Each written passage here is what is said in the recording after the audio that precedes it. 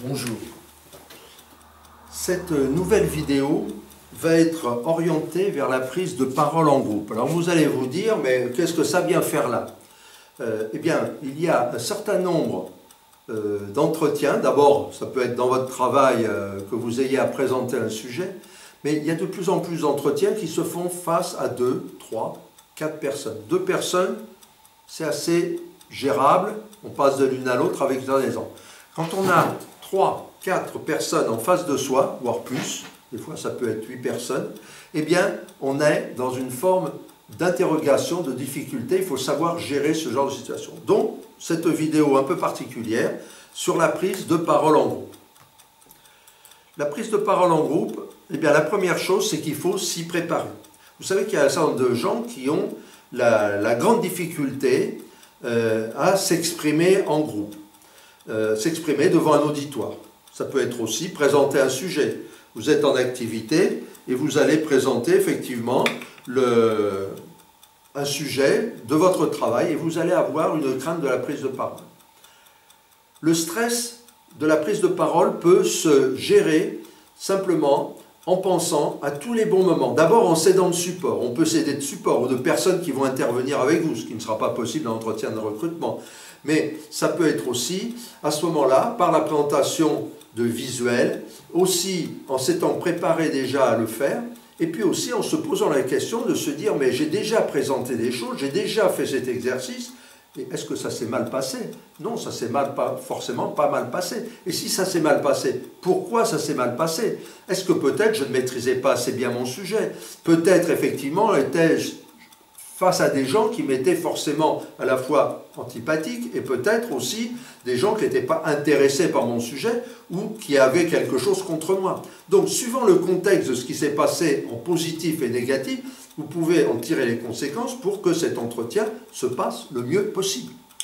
Donc, il faut se préparer, donc écrire entièrement introduction et conclusion, noter le plan, mettre les chiffres en valeur, avoir des repères visuels. On peut très bien avoir une tablette devant soi sur un pupitre. Et si on est en entretien sur la table, on peut très bien avoir une feuille sur laquelle, si on a un dossier, personne ne vous envoie d'avoir un dossier. Et si on vous dit, mais vous regardez ce que vous avez pris.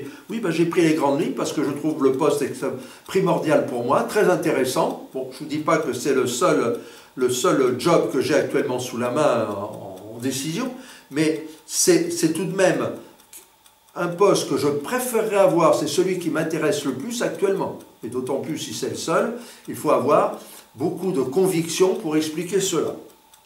Donc, j'ai préparé mon plan et j'ai un certain nombre d'éléments. Je peux avoir un support, je peux avoir le nom des personnes que je suis en train de voir, je peux avoir quelques chiffres sur la société. Si maintenant, non, mais nous, on préfère que vous ne regardiez rien, ben, vous soumettez à cette petite exigence. Et par contre, si on trouve que c'est une bonne idée de dire vous vous intéressez, eh bien, ça va vous aider à mieux présenter le sujet. Donc, mettre les chiffres en valeur, avoir des repères visuels, des dessins, n'écrire correcto avec des numéros de page, utiliser les couleurs et minuter la présentation. Si vous savez que vous avez 1 heure d'entretien, hein, là c'est comme une présentation dans le cadre de son emploi, eh bien faites attention au temps. La structure, eh bien, il faut noter les grandes idées, avoir un entraînement logique, les mots doivent frapper, parce que si les mots, vous êtes dans une explication qui ronronne, eh bien les gens vont s'endormir, ils ne vont pas accrocher. Le plan doit toujours être en tête, la présentation doit être rythmée. Vous voyez qu'il y a beaucoup de choses à mettre en œuvre, à assimiler, pour pouvoir faire un entretien de recrutement. Nous, on a souvent des gens qui disent « ça fait 1 an ». Là, dernièrement, j'avais une personne qui, depuis 5 ans, bon, elle a vécu un parcours décès dans la famille, rupture personnelle avec un conjoint, déprime, burn-out, etc. Au bout de 5 ans, elle a fait notre coaching et elle a repris il y a 1 semaine. Elle m'a mis un message en me disant ben voilà, j'ai obtenu tel poste en mettant en pratique tout ce qui a été dit, tout ce que tu avais dit et puis avec les autres coachs, ce que vous nous aviez dit lors de ces réunions de coaching.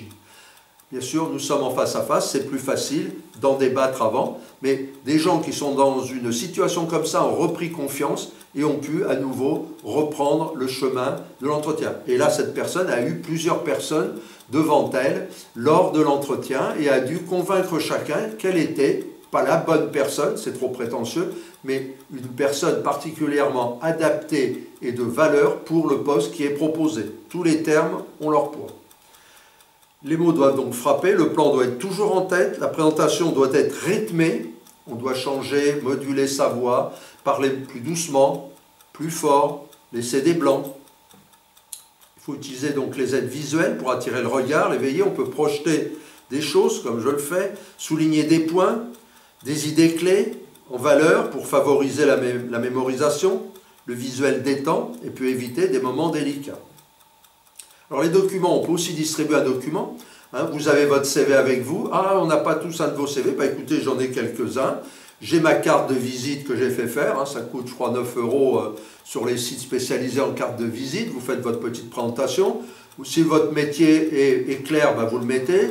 S'il n'est pas clair, vous n'en parlez pas. Mais au moins, on aura vos coordonnées, comme on l'a déjà dit, votre prénom, votre nom, votre numéro de portable et votre mail. Les documents laissent des traces, ils sont les supports de l'audition, ils ont un objectif précis, ils doivent être très lisibles et avoir un impact marketing. On est encore dans la vente. Répéter l'exposé facilite l'aisance et l'improvisation, évite les difficultés d'articulation, permet une ultime vérification, amoindrit l'angoisse, favorise l'imprégnation cérébrale. Vous pourrez le revoir, ça aussi. La maîtrise de l'auditoire, donc pensez à l'auditoire, pensez que vous êtes au théâtre, vous êtes en train, vous rentrez sur scène lorsque vous rentrez dans la pièce, donc ça vous permet de relativiser un peu. Pensez que vous êtes acteur, pensez aussi que vous êtes metteur en scène, parce que vous allez observer ce que chacun, j'allais dire chacun des protagonistes, mais chacune des personnes qui est là, va vous exprimer. Donc vous allez pouvoir réagir, avoir un temps de réflexion avant de partir comme une fusée.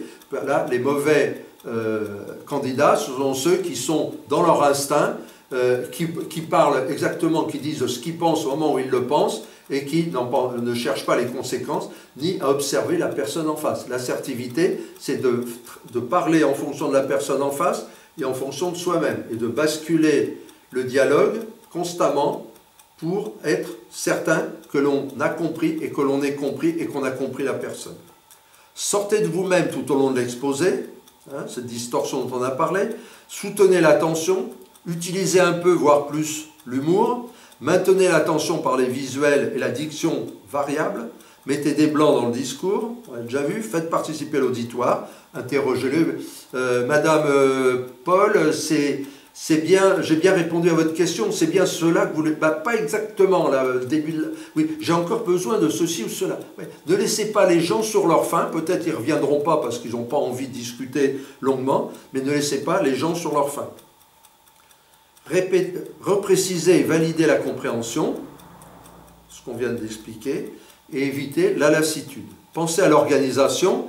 Si vous venez, alors là, bien sûr, vous n'aurez pas à préparer la salle, ce n'est pas eux qui viennent vous voir. Pensez au confort de l'auditoire, là, c'est si vous êtes dans le travail et que vous préparez une présentation, quel document remettez-vous? Pensez aussi à votre présentation, n'en faites pas trop.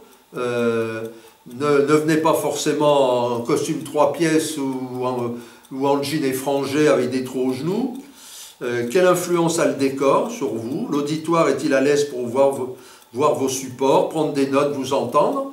Il y a même des gens aujourd'hui qui vous disent préparez-nous. J'ai connu quelqu'un qui disait vous préparez un PowerPoint et vous allez présenter un PowerPoint avec une présentation de vous écrite ou visuelle lors de notre entretien. Il y a des choses comme ça qui aujourd'hui se pratiquent. Il y a même des recrutements dans certaines grosses boîtes où on veut faire un petit enregistrement de 2, 3, 4, 5 minutes où vous vous présentez. Et là, le service RH va cogiter sur ce sujet. Théâtralisez donc, vous êtes au spectacle, alors réservez l'effet de surprise, n'en faites pas trop ou pas assez, ne soyez pas figé, utilisez absolument vos mains, ce qu'on appelle la gestuelle, variez le ton, le rythme, le débit, parlez avec conviction, faites attention à vos yeux, nous l'avons vu dans la PNL, si vous êtes là sans arrêt à vous interroger, à imaginer des choses ou à vous remémorer des choses qui, vous ne savez plus trop ce qui s'est passé, ça peut se voir si vous avez en face des pros qui connaissent, qui ont été formés sur ce sujet-là. Ne restez pas figé.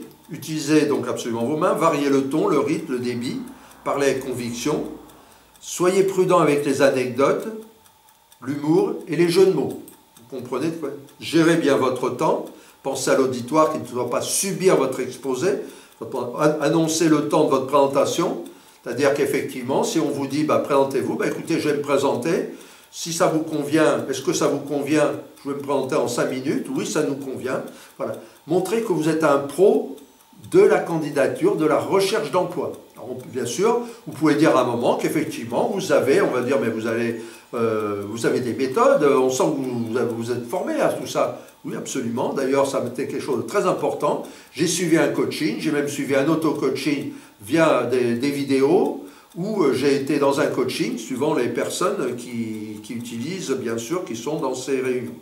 Le groupe doit adhérer au temps que vous énoncez, donc validez-le avec eux, interrompez-vous pour faciliter l'écoute, contrôlez les dérapages. Et ne vous laissez pas mener par l'auditoire, c'est vous qui présentez. Si vous sentez qu'il y a quelqu'un qui prend la parole ou des gens qui commencent à s'invectiver dans l'auditoire, ne prenez pas parti, essayez de revenir vers le sujet, toujours revenez, ayez toujours votre objectif en tête.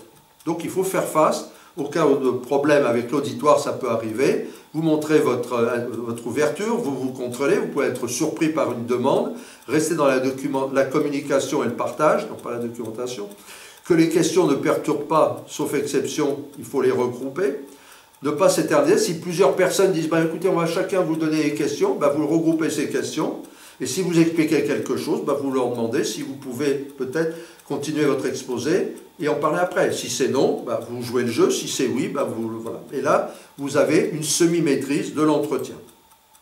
Sachez conclure. Donc, rien de pire qu'une présentation qui s'éternise et s'enlise. Gérez ce moment fort. Sachez résumer les points. Préparez la suite. Maintenez votre voix. Soyez souriant. Sortez. Remerciez. Voilà.